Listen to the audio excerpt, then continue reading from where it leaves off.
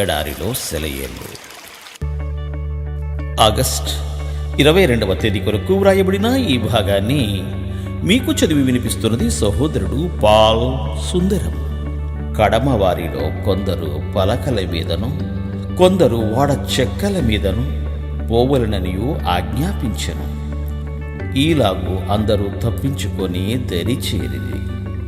అపోస్తుల కార్యముల గ్రంథము 27వ అధ్యాయము 44వ వచనం.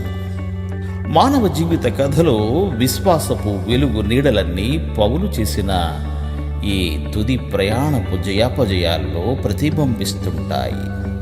ఈ అద్భుత గాథలోని విశేషం ఏమిటంటే, ఇందులో ఎదురైన ఇబ్బందులన్నిటిలో దేవుని అదృశ్య హస్తపు ఛాయలు అల్లుకుపోయి కనిపిస్తూ ఉంటాయి. విశ్వాసపు దారి అంతా పూలబాట అని అందరూ సామాన్యంగా అనుకుంటూ ఉంటారు. దేవుడు తన జనుల జీవిత విధానాలలో జోక్యం కల్పించుకొని వారిని బాధల దశలో నుండి అద్భుతమైన రీతిలో పైకెత్తి తప్పిస్తాడనుకుంటారు. కానీ వాస్తవం దీనికి వ్యతిరేకంగా ఉంటుంది.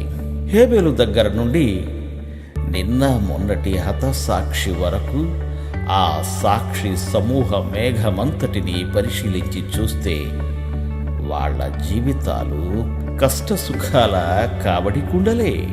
విశ్వాసి బాధలను అనుభవిస్తూ కూడా ఆత్మలో కృంగిపోడు అనడానికి పౌలు అందరికంటే మంచి ఉదాహరణ. దమస్కులో అతడు ఇచ్చిన సాక్ష్యం మూలంగా అతన్ని బంధించేవాళ్ళు తరుముకొస్తే తన ప్రాణాన్ని కాపాడుకోవడానికి పారిపోవలసి వచ్చింది.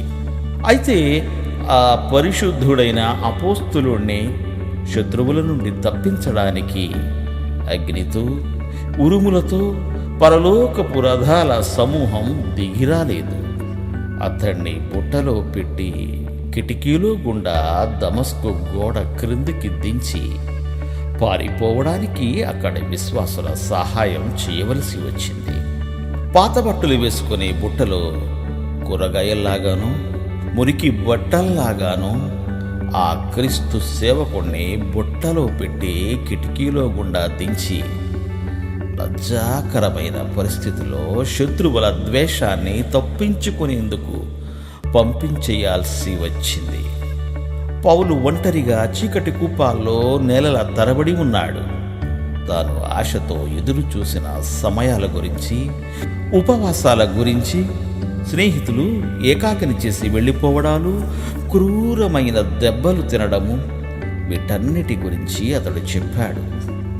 ఇక్కడైతే దేవుడు క్షేమంగా గమ్యానికి చేరుస్తానని ప్రమాణం చేసిన తరువాత కూడా ఆ తుఫాను రేగిన సముద్రములో కొట్టుకుపోవలసి వచ్చింది. చంపేయాలని చూస్తున్న సైనికులను జాగ్రత్తగా కనిపెట్టి చూడవలసి వచ్చింది. చివరికి ఆ ఓడలో నుండి బయటపడే సమయం వచ్చినప్పుడు ఆ మహాత్ముడిని తీసుకువెళ్ళడానికి ఈ నావా అందుబాటులో లేదు. ఎగసి పడుతున్న అలలను నిమ్మళింపజేయడానికి ఈ దేవత ఆ నీటి మీద నడిచి రాలేదు. అద్భుత కార్యాలు, సూచనలు ఏమీ జరగలేదు. కానీ ఒకడు తేలుతున్న కొయ్య దుంగను, మరొకడు విరిగిపోయిన చెక్క పలకను పట్టుకొని ఒడ్డుకు చేరవలసి వచ్చింది. ఏమీ దొరకని వాళ్ళు పళ్ళ బిగువున ఈదుకుంటూ పోవలసి వచ్చింది. మన జీవితాలలో కూడా దేవుడు వ్యవహరించే విధానం ఇదే. దైనందిన జీవితంలో సాధారణంగా ఎదురయ్యే సమస్యలతో సతమతమయ్యే ప్రజలకి సహాయ సువార్త ఇదే. అనుదిన సమస్యలకు ఆచరణయోగ్యమైన విధానం ఇదే. దేవుని వాగ్దానాలు, దేవుని లీలలు మనలను దినదినము మనకెదురయ్యే సామాన్యమైన ఇబ్బందుల పరిధి నుండి బయటకు తీసుకురావు. ఎందుకంటే ఈ ఇబ్బందుల వలనే మన విశ్వాసం పరిపక్వమయ్యేది. దేవుడు మన అనుదిన జీవితపు అనుభవాల అల్లికలోనే తన ప్రేమ, కృపల పసిడి దారాలను పెనవేస్తుంటాడు. దేవుడు మిమ్ము దీవించుగాక. ఆమేన్.